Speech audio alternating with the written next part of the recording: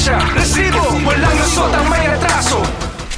Isang grupong nangihikayat di umano ng mga open-minded mag-invest sa kanilang korporasyon kapalit daw ng malaking kita. Pero say goodbye to your money na dahil ang kausap ng mga nag-invest, nagtatago na. Naku po! Isang networking company na pinangalanang Builders Road Marketing Corporation nagbebenta di umano ng mga health product. Ang tumangay raw sa pera ng kanilang investors, dumulog sa resibo ang isa sa mga nagrereklamo at natangayan daw ng pera ng kumpanya. Siyempre, health products, gusto naman natin yan. Plus yun nga kasi investment daw. Mag-i-invest ka, kikita ka. Yun lang. Ang pangako sa kanila, dodoble at triple ang ininvest nilang pera sa kumpanya. Pero it's a prank pala. Per account, pagkadating ng 9 months, babayaran kami ng 1.280 per account. Ilang investment po na accounts ang kinuha? 8. Gano'ng karami itong nailabas nyo para sa kumpanyang ito? I think 388. Sa account ko, mga 8 million. Bukod pa sa may bebenta, may freebies din silang nakukuha mula sa kumpanya in exchange of their membership. Social! Premium membership ang PEG. A portion ng binayad mo sa isang account ay meron silang product na binigay. 10% of that tatanggapin mo buwan-buwan. Pwede ibenta kung gusto mo. Pero nitong 2020, naging sketchy daw ang company at ni minsan hindi nakapag-payout si Ma'am. At maging ang owner o CEO na si Yvonne Ruelias, tuluyan na ring ng ghost. Naku po! Missing in action. Nung malapit na kasing due date, bale. So, syempre, nagpapalo ka. Ano na, ang comment is because pandemic, may mga delay daw sa mga transaction sa bangko, may parang malilate. 1 or 2 months na may adjustment. Pero, hindi na sila makontak. May 2020, yun na, hindi mo na sila makontak. Sabi namatay daw yung kanyang nanay. Kaya ang tanong ko, kung mayroong namatay, paralyzed ang opisina. Stress ako sa mga anak ko una-una, tsaka yung finances. Kasi syempre, na-expect ko yun. I was traumatized. Sinampahan ng patong-patong na kaso ng syndicated estafa si Yvonne Ruelias. Tinagurian din siyang most wanted ng PNP sa city, regional at provincial level. Wow! To the highest level ah! Ilang taon din siyang hinanap ng mga otoridad hanggang sa makatanggap ng tip ang Philippine National Police, Criminal Investigation and Detection Group, Detection and Special Operations Unit o PNP-CIDG DSOU na nagtatago raw sa probinsya ng Abra ang suspect. Ayun si Ate, nakita ko na siya. Sa bintana. Oo, nakita ko na. Yun? Oo, nakita ko na. Nakakuha kami ng informasyon na yung ating suspect ay nasa site dyan sa part ng Marikina. So, binirify ng ating mga team kung nandun nga siya.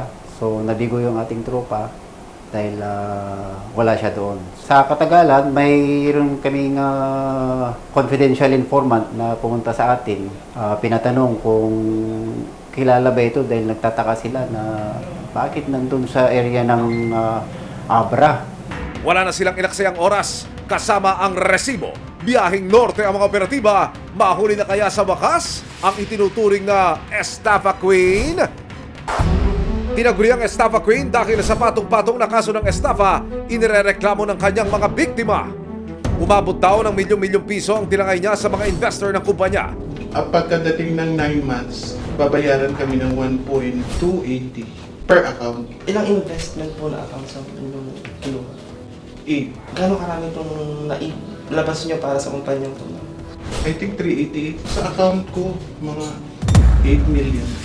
Isa rin siya sa most wanted ng PNP. Actually, yung warrant niyang 6 doon, no bail yun. So, listed siya as number 1 most wanted ng regional level, provincial level, municipal level, at saka city level. Hanggang sa makatanggap ng tip ang mga otoridad na nagtatago sa Abra ang suspect. So, agad bumuo kami ng isang tracker team para bumiyahe purposely, huliin siya dun sa isang liblib na lugar ng Abra. Kaya nito lang October 12, 2023, sa bisa ng 7 warrant of arrest laban kay Yvonne, agad na nagtungo ang Philippine National Police, Criminal Investigation and Detection Group, Detection and Special Operations Unit o PNP, CIDG, DSOU sa Abra para hulihin ang suspect. Pagdating sa Abra, agad na isinagawa ang briefing at planning sa paghuli sa suspect. Dumiretso na ang mga pulis sa target location. Kahit sa likod ka tumakbo, okay lang yan. Okay lang yan kasi ang maano lang natin, huwag nang makapasok ng bahay, yun lang po pinaka-focus natin. Hindi na siya makapasok sa loob ng bahay. Tara, tawagan mo, sabihin mo, pwesto tayo sa malapit. Pagdating sa lokasyon, nagmanman muna ang mga otoridad. Yan yung kapilya, bago dumating sa kanya. Ayan, ito yung bahay ng target, sir. Ito. Yan yung malaki na kulay pulang bubong. Ilang sandali pa, isang babae ang nakita sa bahay. Ayun, ayun si Abby, nakita ko na si Abby. Sa bintana. Siya yun, nakita ko. Positive! Siya na ang suspect. Isang asset ang bumaba mula sa sasakyan ng operatiba at pinuntahan ng bahay.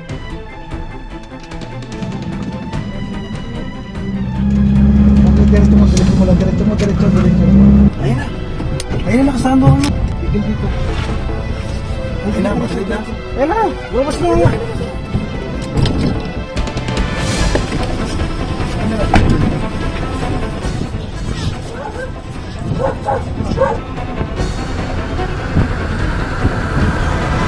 Dede, dito ka, mga pulis na kami. Posas. Mga pulis po kami ha, taga-save dito, pagpakarami po kami. Alam niya naman po siguro kung ano mga naging natin yun. Pero biglang nagpalusot pa si ma'am. Nagulat daw siya sa kaso niya. Surprise! Wrong timing lang po, wrong lahat. Ngayon, kami naman po ay save lang ang warrant. Ibang Rueles, na-arrest ako po namin saka syndicated estafa na Regional Trial Court, Branch 278, Mandaluyong City. Babasahan ko lang po kayo ng inyong saglit lang po. Syndicated estafa po. Ang unang binasa niya po sa inyo, Mandaluyong City po. Mandaluyong po, sa kasang Papa. Pangalawa po, Pangalawa. ito po, Regional Trial Court, Branch 17, Cagayan de Oro, Misamis Oriental, Syndicated Estafa po. Regional Trial Court, wait lang po. Branch 38, Cagayan de Oro, Misamis Oriental, Syndicated Estafa, under 315 po. Sa kalagitnaan ng pag-aresto, si ma'am may special request pa. Wait lang po, patapusin lang po natin. Miss Yvonne Rueles, babasahan ko lang po kayo ng inyong karapatan. You have the right to remain silent. Anything you say can be used you against the court. You have the right to choose an attorney. If you cannot afford, the government will choose one. Agad na dinala sa Maynila ang suspect na si Yvonne Rueles. Yes sir, captured na namin yung subject sir. Ang CEO ng Builders Road Marketing Corporation, nakapanayam siya ng resibo.